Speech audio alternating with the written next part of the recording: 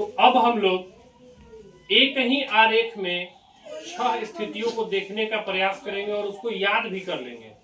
ध्यान दीजिएगा, ये हमारा अवतल दर्पण है,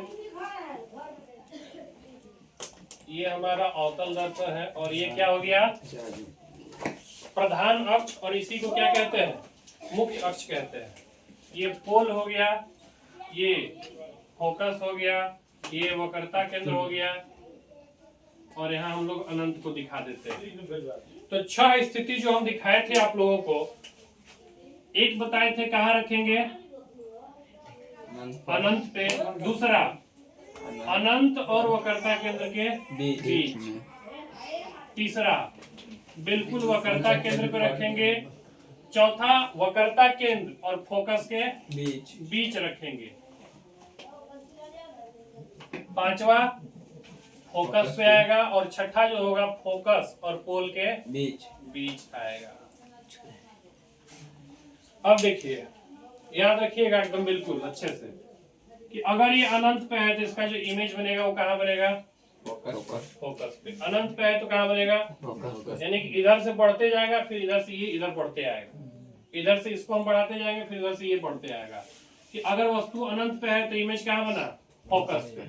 दूसरा, अनंत और वक्रता केंद्र के बीच है तो इमेज कहाँ बनेगा, तो फोकस और वक्रता केंद्र के बीच बनेगा।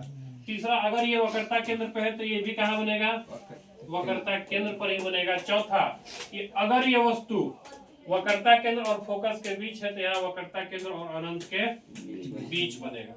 और जो पांचवा स्थिति फोकस पर है तो वस्तु का इमेज कहाँ बन जाएगा, अनंत पे बन जाएगा।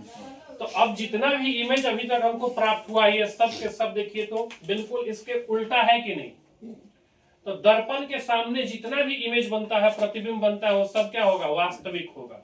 दर्पण के सामने जो भी प्रतिबिंब बनेगा वो सब क्या होगा, वास्तविक। तो अभी तक जितना भी प्रतिबिंब बना है, ये सब के सब क्या है, वास्तविक। क्या है, वास्तविक। वास्तविक है और क्या है, वास्तविक और उल्टा है।